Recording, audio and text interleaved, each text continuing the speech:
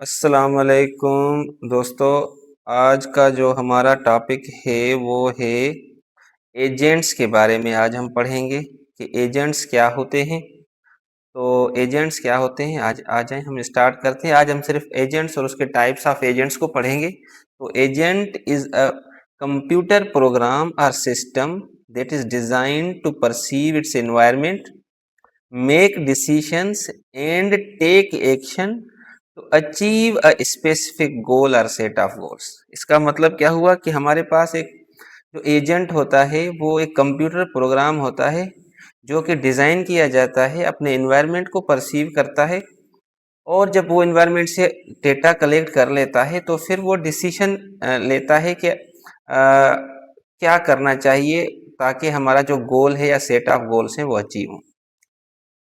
An agent is a software program that interact with its environment, collect data, and use data to perform self-determined task to meet predetermined goals। अब देखिए वो क्या करता है, पहले हमारे पास कोई भी एजेंट जो होता है वो इन्वायरमेंट को रीड करता है। कोई फॉर एग्जाम्पल हमारा कैमरा हो सकता है जो कि हमारे पास क्या करता है, कलेक्ट करता है फिर डेटा, और फिर उस डेटा को इंटरप्रेट करता है कि हमारे पास प्री डिटरमिन्ड गोल्स हैं उसके हवाले से हमें क्या कमांड देनी चाहिए। अब गोल सेट कौन करता है? Humans set goals, but an AI agent independently chooses the best actions it needs to perform to achieve the those goals। जैसे अब हमारे पास आप लोगों ने ताज़ा ही हाल ही में सुना होगा कि हमारे पास एक अल्गोरिथम बना था जिसका नाम था अल्फा गो। ठीक है, अल्फा गो में वो क्या कर रहे थे, हमारे पास एक गेम होती है गो के नाम से, जिसमें एक एक्सपर्ट है वो कोरिया से बिलोंग करता है। उसका नाम मुझे अब सही से याद नहीं है, लेकिन वो बहुत अच्छा एक्सपर्ट है उस गो गेम में। लेकिन हमारे पास साइंटिस्ट ने क्या किया, ये एल्गोरिथम को ट्रेन किया कि वो क्या करे, वो बेहतर तरीके से गो को खेल पाए, और उसने बहुत ही आसानी से वर्ल्ड चैंपियन को हरा दिया। तो हमने क्या किया, ह्यूमन ने गोल किया कि किसी को हराना है किसी गेम में। एआई एजेंट ने फिर क्या किया, इंडिपेंडेंटली चूज किया एक्शंस को जो कि क्या कर सकते हैं, वो अचीव कर सकते हैं गोल, और उन्होंने सक्सेसफुली अल्फागो में वो अचीव कर लिया। ठीक है। ऑटोनॉमस एजेंट्स अब क्या होते हैं? Autonomous agents can continuously improve their own performance through self learning. तो जो हमारे पास ऑटोनॉमस एजेंट्स होते हैं वो क्या करते हैं, वो खुद से सीखते रहते हैं। जैसे अब अल्फा गो के बाद बहुत सारे एल्गोरिथम्स आ गए, इवन अब एल्गोरिथम्स आपस में वो गेम खेल रहे हैं और सीख रहे हैं। ठीक है, तो आहिस्ता आहिस्ता उनकी जो लर्निंग कैपेबिलिटी है वो बढ़ रही है। अभी तो मतलब अल्फा गो को भी हराने वाले एल्गोरिथम्स आ चुके हैं।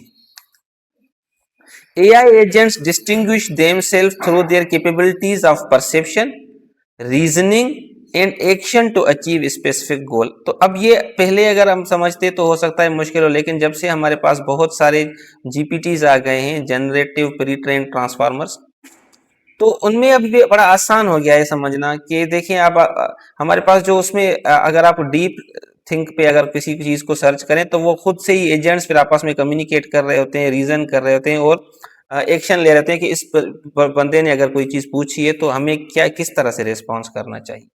ठीक है, तो एआई एजेंट कर क्या सकता है? इन AI agents can analyse patterns in data to improve their decision making, like customer service AI that learns to identify urgent queries based on fast resolutions। ठीक है, और क्या कर सकता है, can adjust their behavior based on feedback from their environment, similar to a recommendation system, refining it's suggestion based on users interaction. ठीक है, तो फिक्स नहीं है, ये हमारे पास क्या कर रहा है, यूजर की इंटरेक्शन से भी सीख रहा है और आहिस्ता आहिस्ता फिर इंटेलिजेंट हो रहा है। Optimise their performance over time through various learning mechanism such as AI agent improving its language translation through user corrections. ठीक है, तो ये आजकल हमारे पास हो रहा है जीपीटीज में या हमारे पास गूगल ट्रांसलेशन सर्विस में। वो आपसे पूछता है कि आपको ट्रांसलेशन कैसी लगी, रेट करें और फिर उसका वरना फिर आप कुछ करेक्शन करें। तो वो सीख रहा है बात करते हुए, या इवन जो लोग उसके साथ कम्युनिकेट कर रहे हैं वहां से भी वो उनके पैटर्न्स को देख के लर्न कर रहा है। Handle new scenarios by applying learning knowledge to unfamiliar situation like a robotic arm adapting its grip technique to pick up the previously unseen object. अगर फॉर एग्जांपल एक रिजिड ऑब्जेक्ट पे आपने किसी रोबोटिक आर्म को train किया था, लेकिन अब वो एनवायरनमेंट से सीख के अब कोई उसको थोड़ा फ्लेक्सिबल ऑब्जेक्ट आ गया, तो वो आहिस्ता आहिस्ता उसको उठाने की कोशिश करेगी और आहिस्ता आहिस्ता वो समझेगी कि इसको हम इसकी ग्रिप हमें लेंथ स्ट्रेंथ कितनी रखनी चाहिए और उसको किस तरह उठाना चाहिए। इवन हमारे पास जैसे मैंने अल्फागो का एग्जांपल दिया, उसमें अगर आप सर्च करेंगे मूव 36 या मूव 37 है, आई थिंक 37, तो वो एक ऐसा मूव है जो हम थोड़ी बहुत जो लर्निंग कराते हैं मशीन को, move 37 is totally different out, कभी मतलब इस तरह की गेम नहीं खेली गई। तो वो जो हमारे पास एल्गोरिथम ने मूव 37 जब प्ले किया, तो सबने ये सोचा कि अब तो गेम ओवर है और ली सिडाल उस बंदे का नाम है, वो जीत जाएगा। लेकिन देखा गया कि वो मूव 37 वो ही हमारे पास वो ब्रेक थ्रू हुआ, उसी की मूव की वजह से उसने सारी गेम को कैप्चर कर लिया, जो कि कभी किसी ह्यूमन ने पहले कभी प्ले नहीं किया था। तो अनप्रेसिडेंटेड मूव उसने प्ले किया। तो अनसीन हमारे पास जो मतलब इन्वायरमेंट से वो सीख के वो खुद से भी परफॉर्म कर सकते हैं एजेंट अपने हिसाब से, ठीक है। तो अब ये कुछ टाइप्स हैं हमारे पास एजेंट्स के। एक है हमारे पास simple reflex agents, model based reflex agent, goal based reflex agents, utility based agents और लर्निंग एजेंट्स। अब इनके नाम से ही बिल्कुल क्लियर है कि ये क्या करते हैं। अब सिंपल रिफ्लेक्स एजेंट क्या है? Simple reflex agents act solely based on current environment without memory or consideration of past actions. अब पास्ट इसको याद भी नहीं है, वो देखेगा कि अगर करंट एनवायरनमेंट में कोई चीज हमारे पास किसी मैच हो रही है तो उसी को सिर्फ सेंस करेगा और क्या करेगा, हमें एक एक्शन परफॉर्म करेगा। The agent function is based on pre defined action rule. जैसे हमने मैंने पहले आपको एक एग्जांपल दिया था इसी कोर्स के दौरान कि अज्यूम करें कि आपके ऑफिस में एक कैमरा लगा हुआ है और वो सिर्फ सेंस कर रहा है कि भाई जो भी लोगों की मतलब हमारे पास एनवायरनमेंट को सेंस कर रहा है। अब आपको पता है कि अगर एक ऑफिस का एनवायरनमेंट है, उसमें कोई भी बंदा अवेलेबल नहीं है, तो हमारे पास जो सक्सेसिव इमेजेस जो कैमरा कैप्चर करेगा उनमें कोई भी डिफरेंस नहीं होगा। अगर वो हम सिंपली हम बहुत सारी टेक्निक्स हैं लेकिन हम एंट्रोपी के थ्रू आसानी से वो फाइंड कर सकते हैं। अब अज्यूम करें कि रात के टाइम अगर कोई बंदा आपकी ऑफिस में एंटर हो रहा है, तो जाहिर बात है जो जैसे वो घूमेगा तो हमारे पास सक्सेसिव रेफरेंस इमेजेस से जो अभी इमेजेस वो कैप्चर करेगा, those images would be different from the previous one, ठीक है। तो अब क्या हो सकता है, एक ईमेल जनरेट कर सकता है वो हमारे पास एक प्रोग्राम, ठीक है। तो ये हमारे पास क्या है, उसको हमने कोई कंडीशन दे दी है, ये जो हम कहते हैं प्री डिफाइंड एक्शन कंडीशन हमने उसको दे दी है, और वो क्या करेगा, वो सेंस करता रहेगा एनवायरनमेंट। जैसे ही कोई वो पर्टिकुलर फिनोमेना ट्रिगर होगा, वो हमें ईमेल कर देगा कि भाई रात के टाइम आपकी ऑफिस में तो आप नहीं होते, तो बहरहाल अभी इस टाइम कोई बंदा है, आप उसको चेक करें। तो अगर आप खुद नहीं होंगे तो आपको अंदाजा हो जाएगा कि maybe there is some unauthorised person in your office, ठीक है। तो आप उसके हिसाब से अप्रोप्रिएट एक्शन ले सकते हैं। This agent function only succeed when the environment is fully observable, ठीक है। अगर आप फुली ऑब्जर्वेबल नहीं होगा एनवायरनमेंट, तो रिफ्लेक्स एजेंट्स फेल हो जाते हैं, ठीक है। अब इसका रियल टाइम एग्जांपल एक लिखा हुआ है, हमने आपको एक एग्जांपल दे दिया है। अब दूसरे किस्म का जो एजेंट होता है वो मॉडल बेस्ड रिफ्लेक्स एजेंट्स होता है। अब model based reflex agents use internal model, ना सिर्फ इन्वायरमेंट को देखता है लेकिन उसका इंटरनल मॉडल भी होता है, to represent the environment so that they can consider how action will affect future states, ठीक है। ये डिफरेंस है हमारा सिंपल रिफ्लेक्स एजेंट से। A model based agent can handle partially observable environment by the use of AI model about the world. The agent has to keep track of internal state which is adjusted by each percept and depends on the percept history, ठीक है। ना सिर्फ वो हमारे पास history पे नहीं depend करता था, ये इसके पास वो पूरा मैप, पूरा उसका हिस्ट्री अवेलेबल होती है और उसके हिसाब से फिर वो जो मोस्ट सुटेबल एक्शन होता है वो लेता है model based reflex agent. Using supporting data, it builds an internal model of the world it perceives and uses that to support its decision. Real time अब इसका एग्जांपल क्या हो सकता है, autonomous vacuum cleaner like Roomba use model based agents to map a room and navigate obstacles effectively, ठीक है। उसको पता होता है कि कहाँ कहाँ पर हमारे पास वो डेटा रखता है कि हमारे पास ऑब्स्टिकल्स हैं और उस हिसाब से वो अपना जो होता है डायरेक्शन वो स्टीयर करता है। अब तीसरा है गोल based agents. These kind of agents take decision based on how far they are currently from their goal. ठीक है, तो इस रीइंफोर्समेंट लर्निंग जैसा आपको थोड़ा थोड़ा यहाँ पर महसूस हो रहा होगा कि हमारे पास जब तक ऑप्टिमल वैल्यू नहीं आ रहा तब तक वो फिर काम करते रहते हैं। या जैसे आप सिंपली अगर देखें कि हमारे पास एक सेंसर लगा देते हैं हमारे पास वाटर टैंक में, जैसे जैसे वो मतलब नॉर्मल शुरू में हमारे पास जब उसमें पानी बिल्कुल नहीं था तो एरर हमारे पास मैक्सिमम होता है।